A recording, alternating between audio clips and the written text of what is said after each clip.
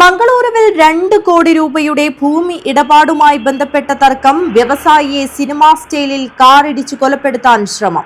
സംഭവത്തിൽ 26-കാരൻ അറസ്റ്റിൽ. മംഗളൂരു ഫൽനിർ സ്വദേശി ഇക്ബാലിന്റെ മകൻ മുഹമ്മദ് ഷെരീഫാണ് അറസ്റ്റിലായത്. മല്ലിക്കട്ടി സ്വദേശിയും വ്യവസായിയുമായ മോഹൻദാസ് ഷെട്ടിയുടെ പരാതിയിലാണ് അറസ്റ്റ്. സ്കൂട്ടറിൽ യാത്ര ചെയ്യവേ വാഹനമിടിച്ച് കൊലപ്പെടുത്താൻ ശ്രമിക്കുന്നതിന്റെ CCTV ദൃശ്യം പുറത്തുവന്നു.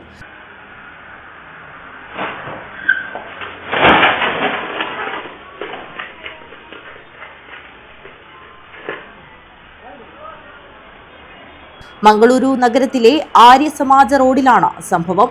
ഷെരീഫും പിതാവ് മുഹമ്മദ് ഇക്ബാലും ഷെട്ടിയുമായി ഭൂമി ഇടപാടുകൾ ഉണ്ടായിരുന്നു. സൂറത്കൽ, വാമഞ്ചൂർ പ്രദേശങ്ങളിൽ 2 കോടിയോളം രൂപ പ്രതി നിക്ഷേപിച്ചിരുന്നുവെങ്കിലും വഞ്ചിക്കപ്പെടുകയായിരുന്നു. ഇതിന്റെ വിരോധത്തിലാണ് ഷെട്ടിയെ ഇരുചക്ര വാഹനത്തിൽ സഞ്ചരിക്കവേ കാറിടിച്ച് കൊലപ്പെടുത്താൻ ശ്രമിച്ചത്. കൊലപാതക ശ്രമം ഉൾപ്പെടെയുള്ള ജാമ്യമില്ലാ വകുപ്പുകൾ ചുമത്തിയാണ് പ്രതിക്കെതിരെ മംഗളൂരു പോലീസ് കേസെടുത്തത്. News bureau, Mangaluru.